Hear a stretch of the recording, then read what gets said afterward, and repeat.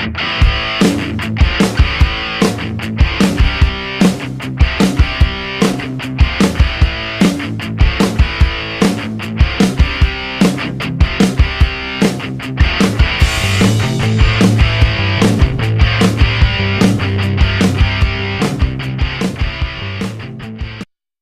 want to talk to you about developing rapport in less than 30 seconds. And I say less than 30 seconds because if you're on the telephone, you've only got about up to 30 seconds, 30 if you're lucky, to actually get that rapport, to get through the, shall I put this phone down, is this person bothering me? You might have a bit longer on a personal meeting, but there's some very simple techniques where you can get rapport with people you don't know, total strangers. Now, first of all, what is rapport? Rapport is when you're on the same wavelength so that you can communicate. It's a bit like, you're talking Japanese to a Japanese person instead of French. You're actually talking the same language, you're on the same frequency, like radio, and you can communicate. There's something going through. You're both listening and interacting with each other, and you both sort of want to go on with the conversation, to an objective, to a goal. Now, the second thing that I want to tell you is that the vast majority of communication and influence is actually through the unconscious, through the body language, through the tonality, through the analog, whatever you want to call it, rather than the actual words you say. So in fact, you could turn this video off and just listen to it. You'll get less of a communication than actually watching even a very still picture of me talking.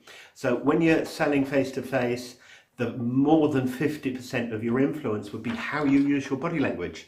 It could be the way you're standing, the way you're moving, the hand gestures, a whole range of things communicates more than what you actually just say. Even there on the telephone, it's the majority again of your influence is your tonality in your voice, of how you emphasize the words that you say. The difference between good morning and good morning, you send a very different message. So there's a whole range of tonality shifts that are doing it. So when you communicate, you first of all got to watch, if it's on the telephone, your tonality is actually in sales more important than what you're actually saying. That's not to run down what you're saying, and they're not as though the two things are separate, but I want to make that point quite strongly. Now, what is rapport and how is it established? The answer to that question is a real simple one. When you've got something in common, you have a rapport. Now, typically, you can have something, an interest in common, a value in common, like you both like football or both support the same football team, something like that. You identify, you meet somebody of your own nationality outside of your own country, and you actually probably talk to them, whereas you probably wouldn't in your own country, because suddenly you've got something in common that you can relate to. In sales teams, in teams generally, in recruitment, I've noticed most companies tend to recruit people that really fit in and are a bit like the boss, similar sort of age, education background, race, all of those things that, you're not supposed to do. People do like to stick together with people that are just like them. The values, the dress code is something, all of these things can happen. Now, if you're talking to somebody on the phone, you're not likely to know much about what football team they support, etc. So whereas that can be valuable, it can also be quite weak. They can be a very friendly person, and someone that's a good listener always goes down well. But there's some real simple techniques with commonality. And we call it comes from the world of NLP, neuro-linguistic programming. If you've not heard about it, it's the psychology of success.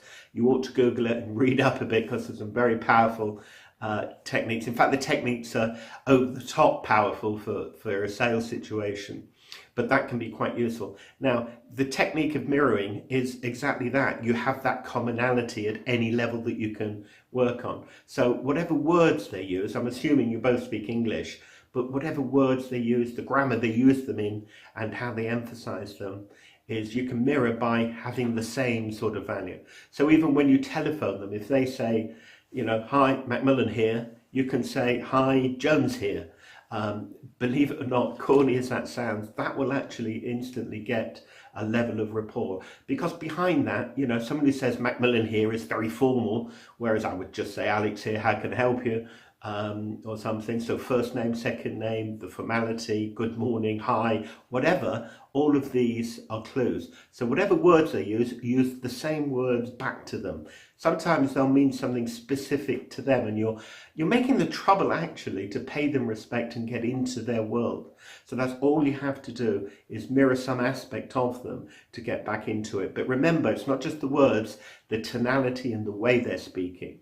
Now, sometimes in sales, we're all fired up by a sales manager to be hyper, hyper, hyper as we get on the phone. And if you ring somebody at 9 o'clock and they're just waking up and having their first coffee and you're hyper and they're, oh, hello, how are you?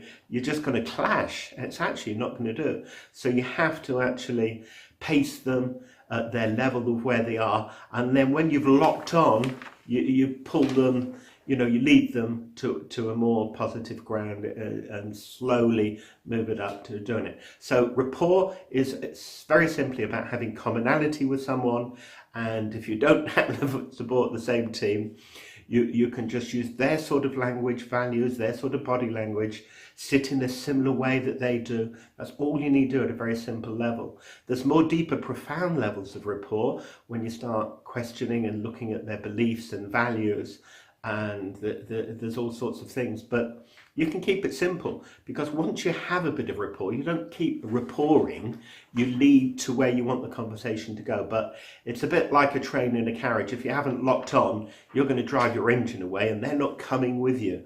So you've got to get rapport, but don't keep rapporting, drive off. You've got to move off and actually get that speed. So that's it. That's all you have to actually know to establish rapport. Checking on my notes as always, and do it. Any questions, contact me. Love to hear from you. Sign up, come to one of our days, and I hope to see you soon.